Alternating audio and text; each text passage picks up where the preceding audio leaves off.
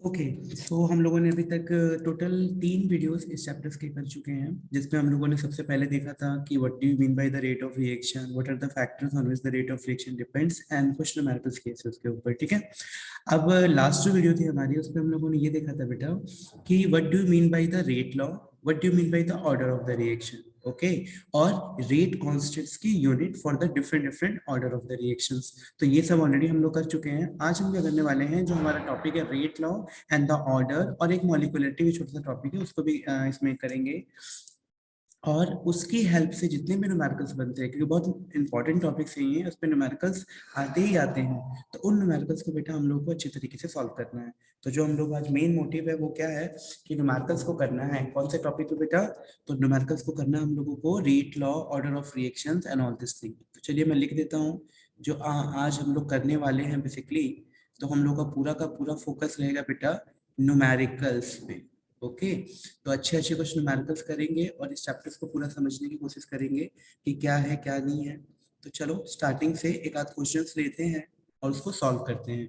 याद रखना, इस वीडियो को देखने से पहले जो लास्ट वाला वीडियोस को जरूर देखना, क्योंकि उसमें हम लोगों ने डिस्कस किया था कि रेट लॉ आया कैसे, ऑर्डर ऑफ रिएक्शन कैसे आया, यूनिट कैसे आई।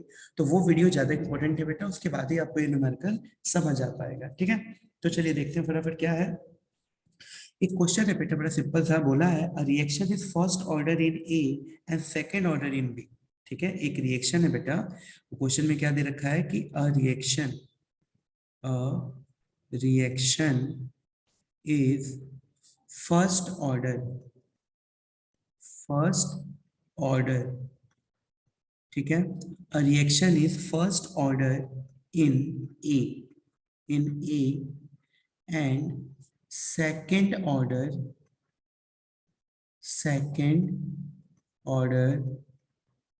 इन बी। तो ये आपको क्वेश्चन गिवन है बेटा, या reaction is first order in A and second order in B. और फिर आपको निकालने हैं दो तीन चीज। तो बात करेंगे क्या क्या फाइंड आउट करना है। तो पहला निकालना है डिफरेंशियल रेट इक्वेशन सॉरी, पहला आपको क्या लिखना है इसके लिए बेटा? तो पहले आपको लिखना है write the differential rate equation, right the differential. तो अभी समझेंगे इस चीज को कि ये डिफरेंशियल रेट ऑफ इक्वेशन का मतलब क्या है। तो पहले लिख लेते हैं क्वेश्चन को कंप्लीट कि right the differential rate equation. ठीक है बेटा, तो पहला पॉइंट है हम लोगों का write the differential rate equation. दूसरा क्या निकालना है बेटा? बोला है कि how is the rate affected on increasing the concentration of B 3 times. कि अगर बी की कंसंट्रेशन को if we increase concentration of B 3 times, 3 times कह रहा है कि अगर आप कंसंट्रेशन बी के 3 टाइम्स इंक्रीज कर दें तो रेट ऑफ रिएक्शन पे क्या फर्क पड़ेगा। तो what is the effect on the rate of reaction. तो एक तो ये निकालना है बेटा। नेक्स्ट क्या बोला है क्वेश्चन में? तो थर्ड पॉइंट बोल रहा है आपको कि how is the rate affected when concentration of both A and B are double. कि अगर आप concentration of both A and B are double, कि अगर हम ए और बी दोनों के कंसंट्रेशन को डबल कर दें तो उस केस में रेट ऑफ रिएक्शन पे क्या फर्क पड़ने वाला है। तो ये है हम लोगों का पूरा क्वेश्चन जो हमें करना है। तो फटाफट इसका सॉल्यूशन देखते हैं बेटा। सिंपल सा सॉल्यूशन है, कोई ज्यादा मुश्किल है नहीं इसका सॉल्यूशन। तो बस तरीके से समझने हैं कि हर क्वेश्चन, जो भी ऐसे क्वेश्चन आएंगे तो उन क्वेश्चन को हम लोग इसी तरीके से करने वाले हैं बेटा। तो देखो ध्यान से कि क्या तरीका होगा। सबसे पहला क्वेश्चन की फर्स्ट लाइन देखो, a reaction is first order in A and second order in B. तो बेटा हम सबको पता है कि according to rate law, done, according to rate law के अकॉर्डिंग हम लोग क्या पता है बेटा कि रेट ऑफ रिएक्शन जो होती है वो डायरेक्टली प्रोपोर्शनल होती है किस पे बेटा? Concentration of the reactant. और जो पावर थी वो क्या थी? एक्सपेरिमेंटली फाइंड पावर थी। ठीक है, तो वो हमेशा आपको किसी ना किसी तरीके से गिवन होगा, क्योंकि वो तो एक्सपेरिमेंटल फाइंड वैल्यूज है, थ्योरेटिकल वैल्यूज तो है नहीं, तो आपको कहीं ना कहीं गिवन होगा। तो इस क्वेश्चन को ध्यान से देखिए क्या बोला है A reaction is first order in A, यानी A का ऑर्डर कितना दे रखा है बेटा 1, and second order in B, यानी B का ऑर्डर क्या दे रखा है बेटा सेकेंड। तो अगर आप इसको ऐसे पूरे अच्छे से लिखेंगे, प्रोपोर्शनली कांस्टेंट हटाओगे तो यहाँ पे क्या लग जाएगा, रेट कांस्टेंट, और ये हो गया आपका कंसंट्रेशन A जिसकी पावर कितनी है 1, और ये क्या हो गया बेटा कंसंट्रेशन B जिसकी पावर कितनी है 2। तो this is our equation number 1। Simple, इसमें तो कोई प्रॉब्लम नहीं है। Rate is equal to K, A की पावर 1 और बी की पावर कितनी होगी बेटा 2 हो गई हमारी यहाँ पे, क्लियर है। अब देखो आप क्या करना है आगे, नेक्स्ट क्या करना है आपको इसमें कि अकॉर्डिंग टू क्वेश्चन, देखो अकॉर्डिंग टू क्वेश्चन, अगर आप क्वेश्चंस के अकॉर्डिंग देखो, जो हम लोगों को क्वेश्चन गिवन है, अकॉर्डिंग टू क्वेश्चन क्या कह रहा है बेटा, कह रहा है कि अच्छा मैं सेकंड पॉइंट करने लग गया था, पहले फर्स्ट पॉइंट कर लेते हैं कि right the differential rate of equation, कि डिफरेंशियल रेट इक्वेशन को आप किस तरीके से लिखोगे। उसके बाद सेकंड पॉइंट पे चलते हैं, तो वहां पे हमें इसकी जरूरत पड़ेगी।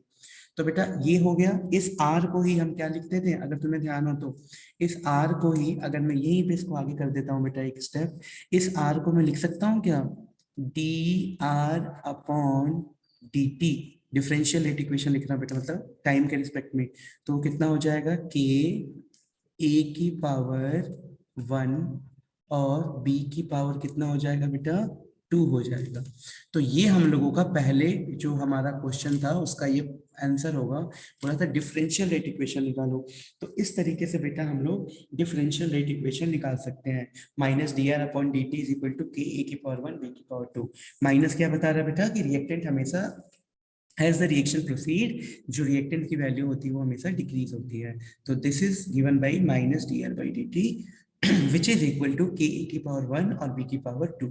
तो इस तरीके से बेटा हम इसको कर सकते हैं। तो ये तो हम लोगों का फर्स्ट पॉइंट था, तो write the differential rate equation. अब क्या है हम लोगों का सेकंड क्वेश्चन दे रखा था इसके अंदर, उसका सॉल्यूशन देखते हैं। तो सेकंड क्वेश्चन में क्या बोला था कि if we increase the concentration of B 3 times, मतलब बी की कंसंट्रेशन को आप कितना टाइम इंक्रीज कर रहे हो बेटा, तो इस बी की कंसंट्रेशन को आप 3b कर रहे हो, ध्यान से समझना, आप इस बी की कंसंट्रेशन को कितना कर रहे हो बेटा 3b कर रहे हो। तो बोला है रेट ऑफ रिएक्शन पे क्या फर्क पड़ेगा, तो चलिए देखते हैं फटाफट। तो हम क्या लेते हैं, इसको आर डैश लेके चल रहे हैं बेटा, और के का के रहा, ए का ए रहा, और इसकी पावर 1 का 1 रहा। बी की कंसंट्रेशन को कितना बढ़ा दिया 3b, तो इसको कर दो बेटा 3b, और यहाँ पे क्या है बेटा स्क्वायर है। अब दिमाग लगाओ, के का तो के रहेगा, ए का पावर 1 ए ही रहेगा बेटा, है ना।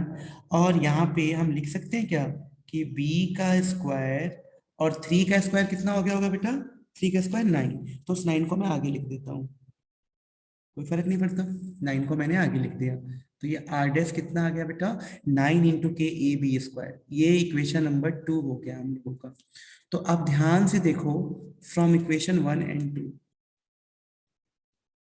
फ्रॉम इक्वेशन 1 एंड 2, आप इक्वेशन 1 और 2 को जरा ध्यान से देखो, तो आप देख रहे हो, बोल सकते हो क्या बेटा कि जो आर डैश है वो 9 टाइम्स आर के इक्वल है, बोल सकते हो क्या ये चीज, बिल्कुल बोल सकते हो बेटा, ये पूरा आर ही तो है, ये पूरा आर ही तो है ना। ध्यान से देखो, तो आर डैश कितना आ गया 9 टाइम्स ऑफ आर, मतलब रेट ऑफ रिएक्शन कितनी टाइम्स इंक्रीज हो गई, पहले जितनी रेट ऑफ रिएक्शन थी उसकी 9 टाइम्स ज्यादा रेट ऑफ रिएक्शन इंक्रीज हो गई है, यानी rate of reactions become 9 times to the original rate of reaction जो स्टार्टिंग में थी, just by increasing the concentration of the B 3 times. और मैंने फैक्टर्स की जब बात कर रहे थे हम लोग कि रेट ऑफ रिएक्शंस की कौन कौन से फैक्टर्स अफेक्ट करते हैं बेटा, तो वहां भी मैंने ये बताया था कि कंसंट्रेशन अफेक्ट करता है। तो देखो बी की कंसंट्रेशन को अगर आपने 1 मोल से 3 मोल कर दिया, तो उस केस में जो हमारी रेट ऑफ रिएक्शंस है वो कितने गुना बढ़ गई है बेटा 9 टाइम्स इंक्रीज हो गई है। तो ये अच्छे से समझ आ गया होगा, है ना। चलो, अब तीसरा क्वेश्चन क्या था बेटा, ध्यान से देखो। तो तीसरा क्वेश्चन था कि अगर मैं ए और बी दोनों की कंसंट्रेशन को डबल कर दूं, तो चलो इसमें देखते हैं एक बार हम लोग, this is R double dash, और इसको हम लोग लेते हैं के, ए की कंसंट्रेशन को भी डबल कर दो, यानी दिस इज 2a का पावर 1, और बी की कंसंट्रेशन को भी डबल कर दो, यानी दिस इज 2b का पावर 2। तो ये कितना आएगा बेटा, ध्यान से अगर आप देखें तो ये k का k रहेगा, a का तो a रहा, डन, 2 का 1 तो एक ही साथ लिख देंगे बेटा इसको अभी, मतलब ये 2 रहा, है ना, 2 का पावर 1 2 ही रहा होगा, और यहाँ पे आप लिख दें बी का स्क्वायर, और 2 का स्क्वायर कितना हो गया होगा बेटा, 4 हो गया होगा। तो इसको मैं ऐसे लिख सकता हूँ क्या, दिस इज 8k इंटू ए का पावर 1, और यहाँ पे क्या लिख सकते हैं बेटा हम लोग, b का स्क्वायर। तो दिस इज 8k, ये तो पूरा क्या है आपका, ये तो पूरा r है। तो मैं यहाँ पे एक चीज को लिख सकता हूँ बेटा क्या, कि जो हमारा r डबल डैश आया वो कितना आ गया, 8 टाइम्स ऑफ r आया।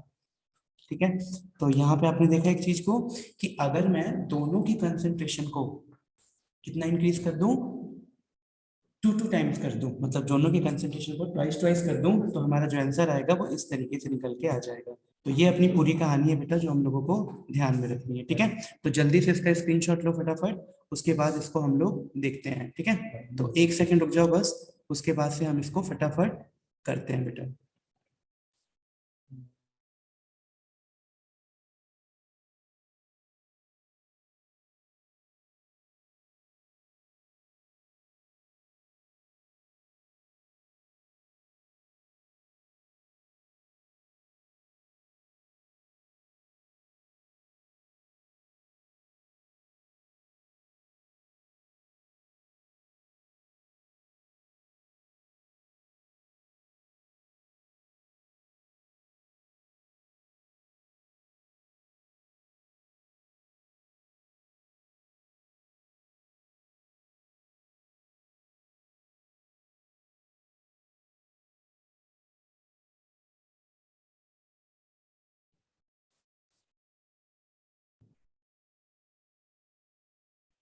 ठीक है भाई, तो चलो करते हैं इसको फटाफट। यहाँ तक तो क्लियर है सबको कि किस तरीके से आपने न्यूमेरिकल को किया, किस तरीके से नहीं किया।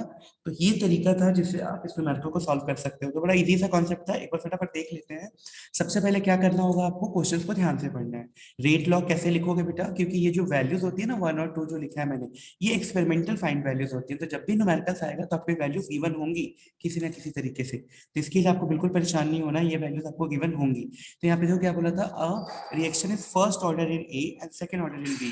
तो वही से पता लग गया कि ए के ऊपर 1 है और बी के ऊपर कितना लगाना है आपको, 2 लगाना है।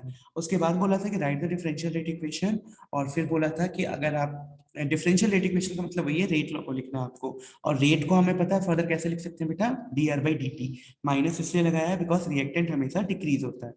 उसके बाद से हम लोगों ने क्या किया कि अगर कंसंट्रेशन बी को 3 टाइम्स इंक्रीज कर दो और लास्ट में दोनों की कंसंट्रेशन को डबल डबल कर दो, तो ये अच्छे से हम लोग समझ गए। ठीक है, तो इस तरीके से देखा कि किस तरीके से कंसंट्रेशन को इंक्रीज करने पे जो हमारा रेट ऑफ रिएक्शन है वो इंक्रीज होता है। तो ये तरीका होगा इस तरह के क्वेश्चंस को सॉल्व करने का। ठीक है, तो चलो एक अगले क्वेश्चंस पे चलते हैं फटाफट, और एक दो क्वेश्चन और करके देखते हैं इसमें, कि अगर और क्वेश्चंस आते हैं तो किस तरीके से हम इसको कर सकते हैं। ठीक है, तो this is our question number 2।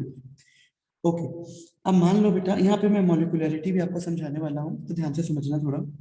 मान लो एक क्वेश्चन आ गया आपके पास ऐसे, कि फॉर अ रिएक्शन 2NH3, आपको एक इक्वेशन दे रखी है बेटा, कि 2NH3 in the presence of platinum as a catalyst, ये डिकम्पोज हो रहा है किसमें बेटा, N2 plus N2 plus 3H2 में, 3H2 में। तो NH3 का डिकम्पोजिशन हो रहा है किसमें, N2 प्लस 3H2 में। और यहाँ पे हमें रेट गिवन है बेटा। ठीक है, तो रेट इज इक्वल टू कितना गिवन है हम लोगों को, के गिवन है। तो rate of the reaction is equal to K. अब बोला है आपको दो चीजें निकालने के लिए। ठीक है, तो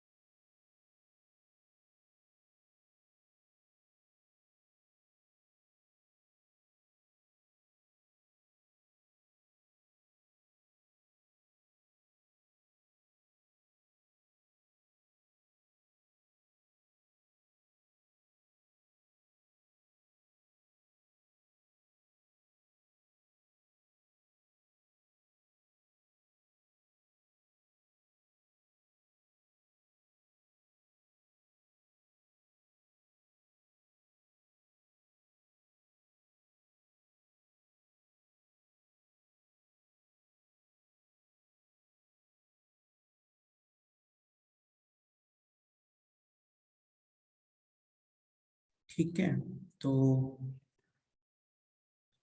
जिसको ध्यान से देखते हैं हम लोग फटाफट कि this is 2NH3 platinum. Sorry for the disturbance, actually वो कुछ नेटवर्क प्रॉब्लम था जिसके चलते वो रुक गया था।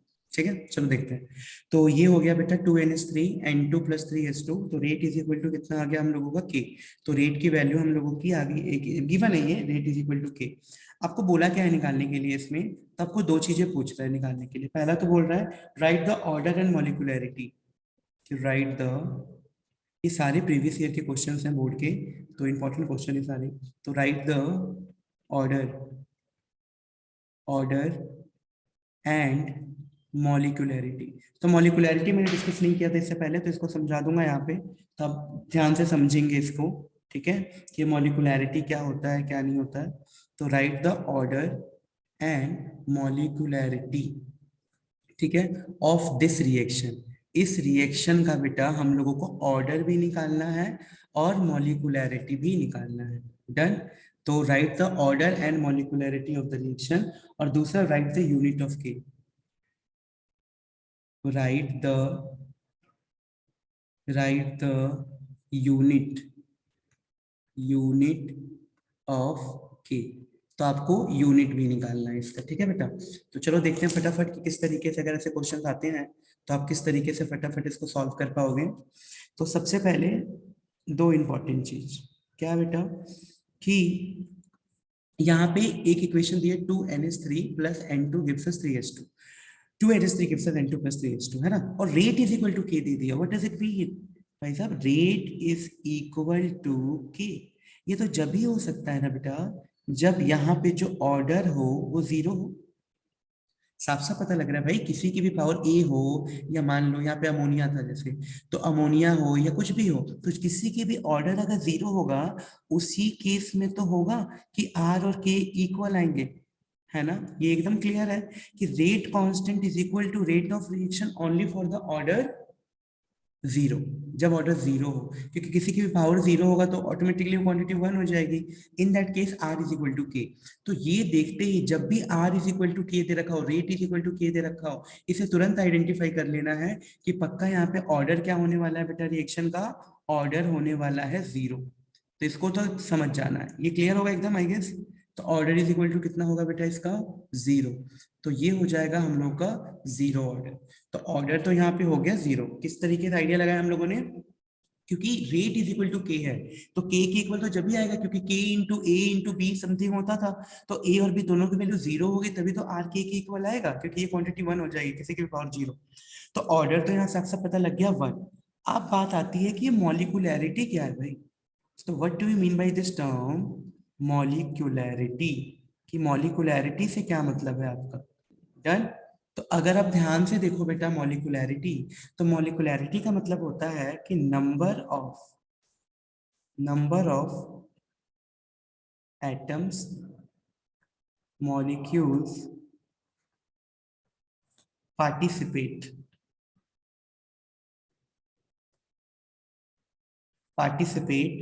इन रिएक्शन।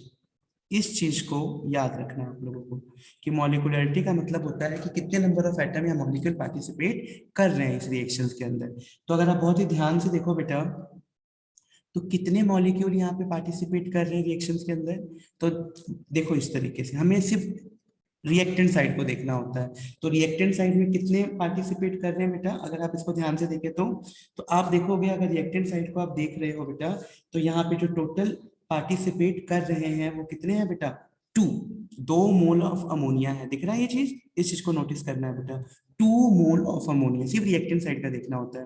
तो 2 मोल अमोनिया के पार्टिसिपेट कर रहे हैं इस रिएक्शन में, तो इसकी मोलिकुलैरिटी कितनी हो जाएगी बेटा, 2।